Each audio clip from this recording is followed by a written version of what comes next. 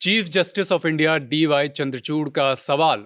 Solicitor general, आप ये बताइए कि नीट के जरिए नीट की परीक्षाएं कराकर सरकार कितना रेवेन्यू जनरेट करती है। सॉलिसिटर जनरल यानी सरकार के वकील तुषार मेहता का जवाब, माय लॉर्ड, करीब करीब 400 करोड़। इसमें से 300 करोड़ रुपए खर्च हो जाते हैं अलग अलग मदों में।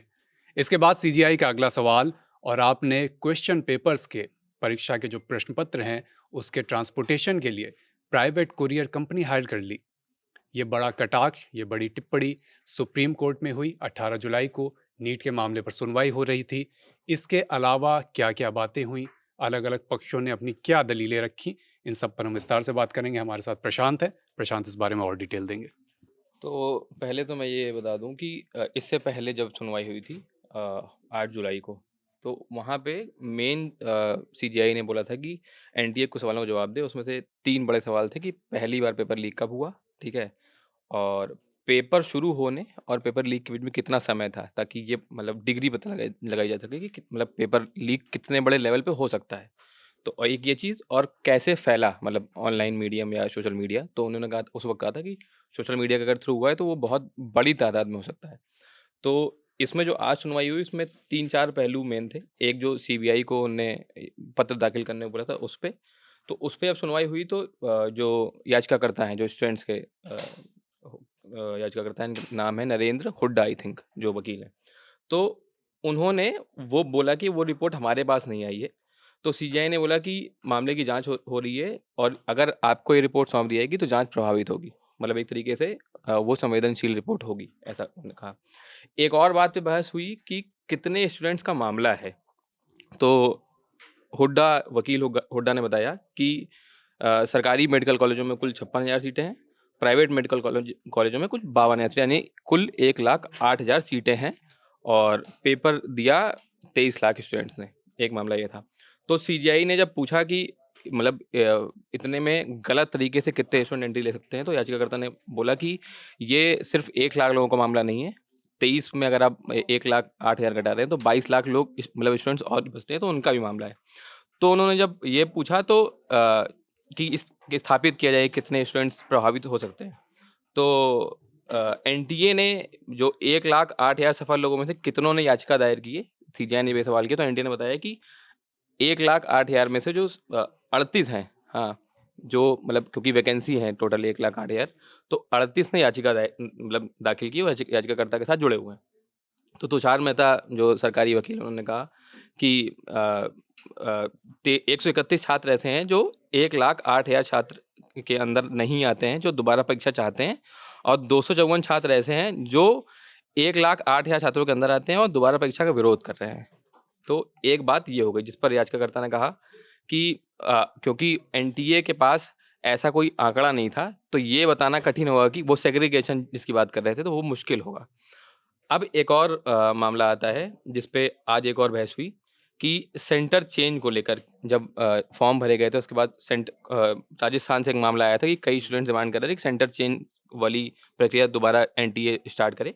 तो उसमें जब एनटीए ने विंडो खोली, क्योंकि तो पहले भी गोधरा और अलग अलग सेंटर से हाँ, तमाम सेंटर की और शिकायतें हैं। मामला यहाँ पे भी जो सीजीआई या कोर्ट देख रहा है कि किन-किन सेंटर्स पे पेपर लीक हुआ है, अगर उन्हें चिन्हित कर लिया जाए, तो वहाँ हम दोबारा परीक्षा करा सकते हैं, ताकि पूरी परीक्षा को रद्द ना करना पड़े।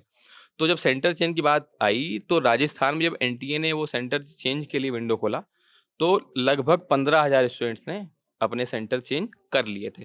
जब इस पे बात हुई तो उनसे पूछा गया कि मतलब ऐसा कैसे हुआ? तब बट ऑब्वियस सी बात है, क्योंकि वो पब्लिक चीज़ है, तो उस पे एनटीए कंट्रोल नहीं होगा। तो अब एनटीए ने एक जवाब सीजीआई कोर्ट को दिया कि स्टूडेंट्स अपना शहर बदल सकते हैं। वो जो सेंटर होते हैं वो चिन्हित करना सिस्टम का काम होता है। मतलब एक पर्टिकुलर सेंटर किसी को अलॉट हो रहा है, वो नहीं कर सकते हैं। आप अपना शहर बदल सकते हो खाली बस। तो इसमें बात हुई, तो तुषार मेहता ने अंत में कहा कि 15,000 में से कुल 44 लोग हैं जो 1,08,000 के अंदर आएँगे। तो ये एक बात इस पे हुई। और एक और मेन जो बहस थी क्वेश्चन पेपर्स को लेकर। तो उसमें याचिकाकर्ता ने कहा कि प्रिंटिंग प्रेस से एसबीआई और कैनरा बैंक तक पेपर प्राइवेट कुरियर के तहत पहुंचे। जो अभी आपने बात बोली कि वो जो 400 करोड़ रुपए कहाँ लगे, 300 करोड़ कहाँ लगे, वो प्राइवेट कुरियर जो पेपर पहुंचाते हैं। तो तुषार मेहता ने कहा कि सुरक्षा जो है पेपर पहुँचाने की वो 7 स्टेजेस की है। मतलब उनका एक साफ-साफ कहना था कि वहाँ पे कोई गड़बड़ी नहीं हुई है। तो सीजीआई ने फिर सवाल किया कि बिहार पुलिस के मुताबिक 5 मई की सुबह जो पेपर हल हुआ, वो स्टूडेंट्स को याद कराया गया। इसका मतलब ये है कि 5 मई के पहले ही पेपर हल कराया गया हो, याद कराया गया हो। तो उन्होंने कहा कि यानी 4 मई को पेपर लीक हुआ होगा। और फिर उन्होंने 2 संभावनाएँ बताई कि पेपर या तो बैंक पहुँचने से पहले लीक हुआ होगा या तब लीक हुआ होगा जब बैंक से निकल कर सेंटर तक जा रहा होगा उस बीच। तो एक ये बात आई, तो याचिकाकर्ता ने कहा कि पेपर लीक तब भी हो सकते हैं जब वो कोरियर कंपनी के हाथ में हों, मतलब जब वो पहुँच गए हों वहाँ।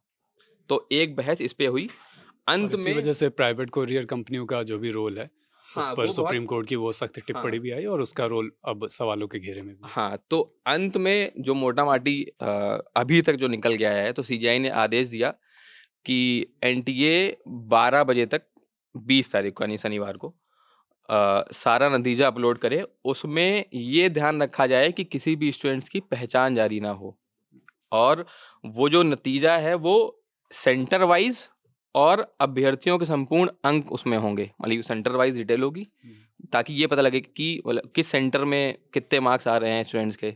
उसमें कहीं कोई ऐसा नहीं है कि बहुत ज़्यादा मतलब किसी एक सेंटर में इन्फ्लेटेड मार्क्स देखे जा रहे हों। तो एक ये चीज़ है और मामले की अगली सुनवाई अब 22 जुलाई को निर्धारित करी गई है। तो मतलब उनका एक कहना ये था कि और हाँ, फिलहाल जो काउंसलिंग है नीट की, उस पे रोक नहीं लगाई है और इसीलिए 22 जुलाई यानी मंडे जो अगला आने वाला है, उस 22 जुलाई को 10:30 बजे सुनवाई रखी गई है ताकि मोस्ट प्रोबेबली अगर जल्द से जल्द वो डिसीजन दे सके और जो काउंसलिंग है वो शेड्यूल्ड 24 जुलाई से है और एमसीसी जो मेडिकल काउंसिल है, उसने सारे कॉलेजेस से सीट्स की डिटेल भी मँगा ली है। तो अगर 22 जुलाई को फाइनल फैसला आ जाएगा तो 24 से काउंसलिंग स्टार्ट होगी। अभी फिलहाल रोक नहीं है काउंसलिंग पे भी। सुप्रीम कोर्ट का जो शुरू से ही रुख रहा है कि फिलहाल हम काउंसलिंग पर रोक नहीं लगा रहे हैं, डे वन से जब से सुनवाई हुई है सुप्रीम कोर्ट ने यही कहा है कि हम अभी काउंसलिंग पर रोक नहीं लगा सकते। उसी रुख पर अभी भी सुप्रीम कोर्ट कायम है। 22 तारीख को अहम सुनवाई है। सुप्रीम कोर्ट ने यह भी स्पष्ट कर दिया है कि परीक्षा रद्द करने, दोबारा परीक्षा कराने जैसे फैसले तभी लिए जा सकते हैं जब बहुत कॉन्क्रीट एविडेंस हाथ में हो। इन सारी बातों पर आज सुनवाई रही। 22 जुलाई को अगली सुनवाई है, प्रशांत ने बताया। जो भी जानकारी होगी वो तब भी आप तक लेकर आएंगे। देखते रहिए द लल्लन टॉप।